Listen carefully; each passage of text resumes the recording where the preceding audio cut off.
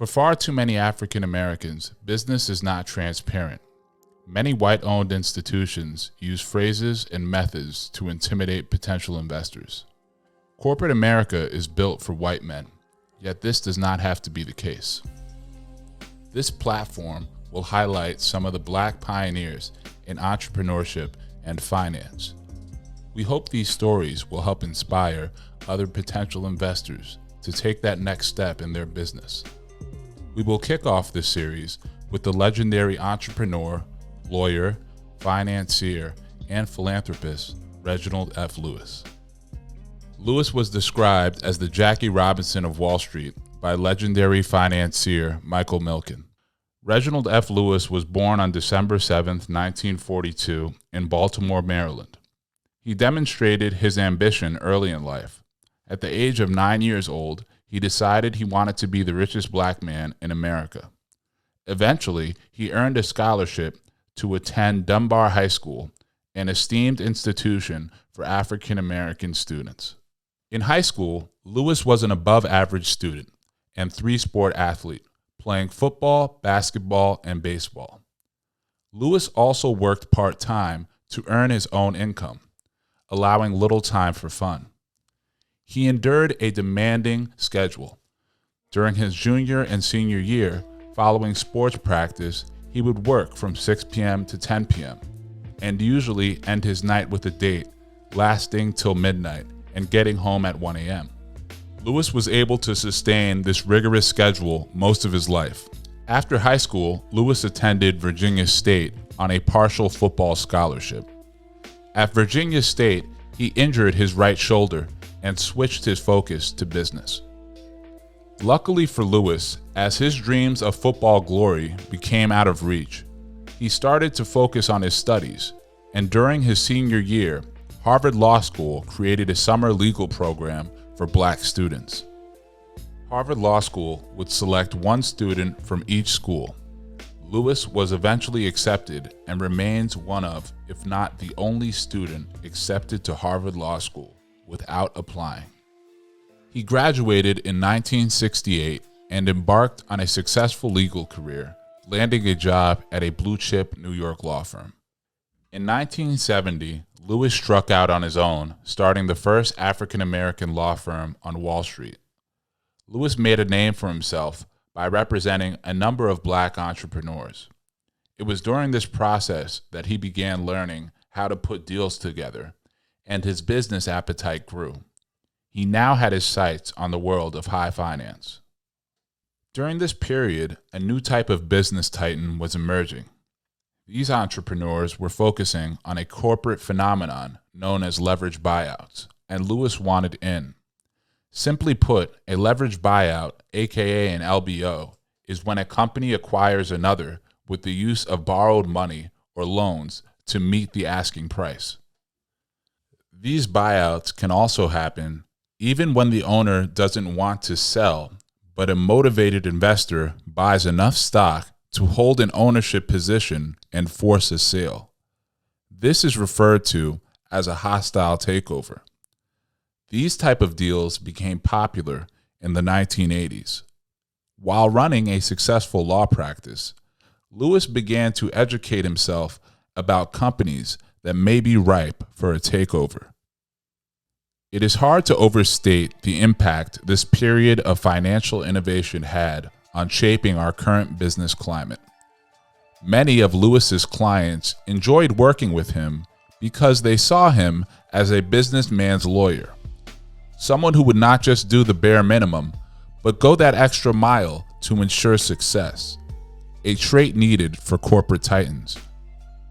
It's essential to mention that while Lewis was very busy, he always dedicated time towards civil rights and helping black entrepreneurs who didn't have the resources needed to succeed.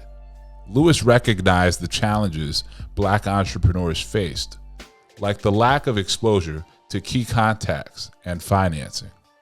Lewis cultivated relationships and friendships with fellow black entrepreneurs. They would regularly meet outside the office to share contacts and horror stories of the mainly white financial world. All these setbacks fueled Lewis to continually break down barriers for the black community. This fuel was necessary for the pain and suffering waiting for him on the other side of the table as a corporate financier. Lewis created the Lewis Company Group, commonly called the TLC Group, as a vehicle for his new acquisition business. Lewis's first acquisition attempt was in 1975. He was going after a company called Park Sausage, a black-owned firm in his hometown of Baltimore. The company was founded by Henry Parks in 1951 and was earning around $14 million a year. Lewis was only 31 when he was trying to put this deal together. Although Lewis made a positive impression on the team at Parks, he wasn't able to pull off the acquisition. The company went with a different buyer, and Lewis was hit hard. He wrote in his book, Why Should White Guys Have All the Fun?, about the experience, stating, "When something like that happens to you, and you are inexperienced and let your ego run wild, you are crushed. You second guess every decision you made, when rarely does any of that matter. It's just a deal that got away. You move on. Easy to say now, but not then. I felt it for weeks, but I was later in to learn it gets worse." After a few tough weeks, Lewis bounced back, eyeing a new company to take over. 2 years after the failed Park Sausage attempt, Lewis's next target was a leisure furniture company called Almet. Lewis did all the necessary research and diligent planning to put together a deal satisfying all parties. However, at the last minute, the owner blew up the deal and refused to close. He even went as far as to accuse Lewis of trying to hustle him by offering money under the table. Sadly, it seemed that it was simply racial, and Almet's owner could not stomach that he would have to work for Lewis. Eventually, Almet coughed up $250,000 for false accusations in a libel suit. After allowing some time to go by, Lewis reflected on his failed acquisition attempts, stating, "For 5 years, I had gone about it all wrong, using an approach that could get me close but not get the job done. A hard pill to swallow." Lewis took a new outlook and was ready for his next acquisition. It was 1983, and leveraged buyouts were gaining more and more popularity. Wall Street was buzzing with deals, enhancing Lewis's thirst to acquire a company. The business that caught Lewis's eye was McCall, a manufacturer, designer, and marketer of home sewing patterns.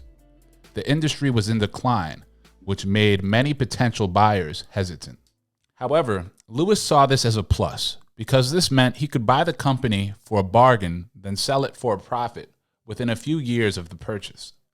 Lewis was adamant that this takeover would be successful, so he implemented a new strategy. When meeting with the McCall team, he said he was representing an investment group. The McCall representatives would then assume this was a team of white investors. Lewis wanted to make sure race could not compromise the deal. The first meeting with the team at McCall went well, and the deal seemed to be on a good track. Lewis got bankers' trust to commit $19 million to the deal, and the next step was a meeting with the McCall executives. However, there was a roadblock, and McCall management said they would not be able to move forward. McCall was stalling to find a higher bidder, a common tactic in deal-making. Eventually, realizing there was no better offer, it seemed like Lewis may be able to finalize this acquisition. When it came down to closing the deal is when it became a reality that there was no mystery white money man, but instead Lewis. Lewis had pulled it off. Stated best in his biography, he had managed to acquire the company for $22.5 million without putting up a cent of his own money. When Lewis stepped into the role of principal of McCall, he went into overdrive to maximize the company's value. One of Lewis's keys to running the business was getting the company to sell the organization on some fundamental values. As Lewis explains, the name of the game was to hold market share, not increase it at any expense. It was equally important to hold an increased price and moderate the level of increases, and to hold the line on expenses. The earnings started to pop. It was a strategy Lewis never forgot. Keep in mind, the most important job was to increase profit and pay down debt, which Lewis accomplished with prodigious skill. Kevin Wright, one of Lewis's most trusted advisors, stated, "He clearly wanted to cash out. If you're a buyout group, you don't fall in love with any business. When you've made enough, you cash out and let somebody else take the risk, inherit with that business." So toward the end of 1986, Reg was verbalizing that he felt it was time to go home on this one. The TLC and McCall team were able to sell the company for $65 million, in addition to keeping some valuable real estate assets and other dividends. All in all, they received about $90 million in value for a company they paid $22.5 million for. Reginald Lewis had just completed a major sale and was officially a top player in the world of high finance. After the sale of McCall, there was a media blitz. Lewis received a lot of praise from his friends and associates. However, some of the media attention was aggravating Lewis, and he wanted to ensure history was written correctly. With the help of his wife, Loida, he got in touch with a public relations specialist who set up an interview with the New York Times. The article was a success, and Lewis successfully controlled the narrative around this legendary deal. The media frenzy aggravated Lewis because many outlets wanted to focus simply on race.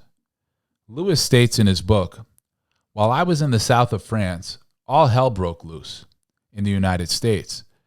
I remember calling Dick Beatty, who was KKR's longtime counsel, and he said, 'You're the talk of the town, Reg.' Time magazine reached me in the south of France. The guy was a real jerk, so I hung up on him. Wouldn't talk to Fortune because all they wanted to do was focus on the racial aspects of this, which were totally irrelevant to anything we were doing. But it was generating a lot of excitement." 2 weeks before closing the deal, Lewis had lunch with an associate that mentioned the private equity company Kohlberg, Kravis, and Roberts, better known as KKR, was selling the conglomerate Buyouts International. This acquisition was a bigger beast compared to McCall, but Lewis was determined, had a strong strategy, and the confidence to match from his previous takeover success. Lewis was ready for the challenge. Buyouts International was a major food processing company, founded in 1894. Over the years, Buyouts owned many well-known brands such as Tropicana, Dannon, Krispy Kreme, Jolly Rancher, and many more. Lewis was excited to try and buy the company. The first thing to do was set up a meeting with the legend Henry Kravis of KKR. Henry Kravis, also known as King Henry, because he was one of the top players in the private equity business and one of the first leaders in leveraged buyouts. Lewis was looking for a $35 million price reduction for Buyouts. Henry and Lewis spoke privately about the drop. It was a respectful conversation, but Henry would not budge on the price. However, he made it clear that he wanted Lewis to buy the company, believing he would take Buyouts in the right direction. Henry was right, and now Lewis jumped back into deal mode, putting together the necessary financing for a $1 billion takeover. It is important to note that, like anything else in business, challenges become slightly less difficult once you have a major win under your belt and show you have a significant track record in that industry. Like the late Charlie Munger once stated, the beauty of it is you only have to get rich once. You don't have to climb this mountain 4 times. Due to Lewis's incredible work ethic, relentlessness, and knack for business, he was definitely wealthy, but more important, had the experience from failing and succeeding in previous deals. However, the consummate professional, Lewis did not miss a single detail and knew he would have to go into overdrive and write his own chapter in the art of the deal. The news of the potential Beatrice sale was delivered over lunch at the Harvard Club from an associate from Bear Stearns, John Sheehy. Sheehy informed Lewis that Morgan Stanley and Salomon Brothers were conducting an auction. Lewis did not enjoy the time apart from his family that was needed in order to claim victory over McCall. However, Lewis went for it and knew he needed to analyze Beatrice to find a fair price for the upcoming bidding process. Lewis then turned to his partner, Cleve Christoph, to help with the financial analysis. They both agreed on $950 million. A number of Lewis's associates were urging him to meet with Michael Milin of Drexel, Burnham & Lambert. Milin, also known as the junk bond king, was an innovator in financing companies. He is responsible for providing capital for 3,200 companies, including the following: Telemundo, MGM, Time Warner, 7-Eleven, Viacom, Calvin Klein, AMC Entertainment, Barnes & Nobles, just to name a few. It is incredible that a man who had this much of an impact on so many businesses people touch every day can walk down the street pretty much unrecognized. It truly makes one think of what real power is. Lewis felt this power right away. Reginald Lewis had just made a personal fortune of around $75 million from the recent McCall deal, and this seemed like small potatoes when talking to Milin. During an introductory call, Milin asked Lewis if he was ready to get serious. Milin, in 1987 alone, reportedly earned $550 million, so maybe he was one of the few people in the business world that could ask him such a question. However, Milin had tremendous respect for Lewis, stating, "Reg was a person with a legal background who understood capital structure and finance and could run a business." Now, Lewis had Mike, along with his team at Drexel, ready to help back the Beatrice acquisition. The next step was to put the strategy into place on how they were going to turn a profit, what divisions they would sell, and other logistics. Lewis lived for the competition, and he began pushing himself to a new level. Working from 8:30 a.m. to 3 a.m., Monday through Friday, then taking a break on weekends, only working from 9 a.m. to 11 p.m. What a slacker. Lewis allowed Drexel to purchase a 26% equity stake for helping with some of the financing. Towards the end of the deal process, word got back that KKR was selling to someone else. However, this may have been a strategy to raise the bid. It worked, and on August 6, 1987, Lewis signed a definitive agreement for $985 million. He had done it. Making history, he rang his wife Loida to share the news. Lewis had his publicist write a press release. He wanted the focus to narrow in on the actual business transaction and not on race. After becoming the official owner of an international conglomerate, Lewis displayed his wide range of business talent. He put his operational expertise to work in an effort to drive profit while also implementing effective systems. Lewis moved his family to Paris in order to run TLC Beatrice, which had a majority of its empire in Europe. The day-to-day of owning an international business required a lot of traveling. Here is an example of a day running a billion-dollar company from his biography. In 7 hours, Lewis had been to 3 countries before returning to Paris. Granted, European countries are close to one another, but even continual short-distance commuter hops in the United States take their toll after a while. Lewis's profile had risen.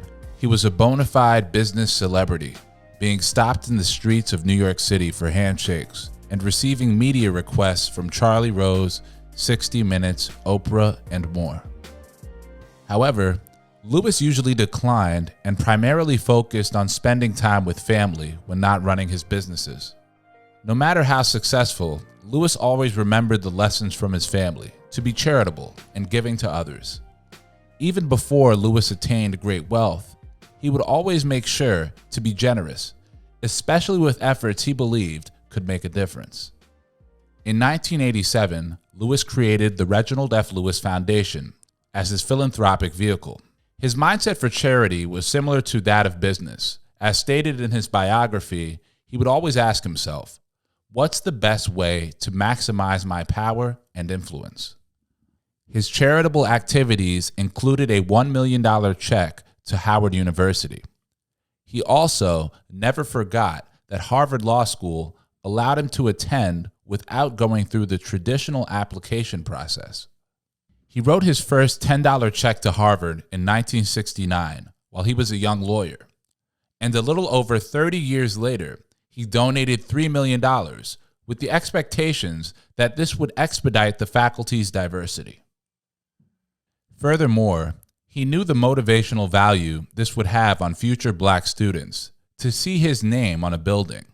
At the time, this was the largest white or Black donation to the university.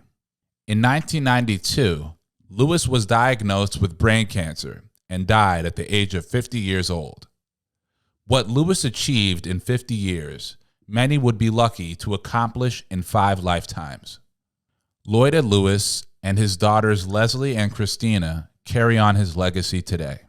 For anyone watching this, do not allow anyone to dictate your future, and make sure to remember the great Reginald F. Lewis and ask yourself, why should white guys have all the fun? Please stay tuned for our next videos as we profile other Black legends we must celebrate. Thank you.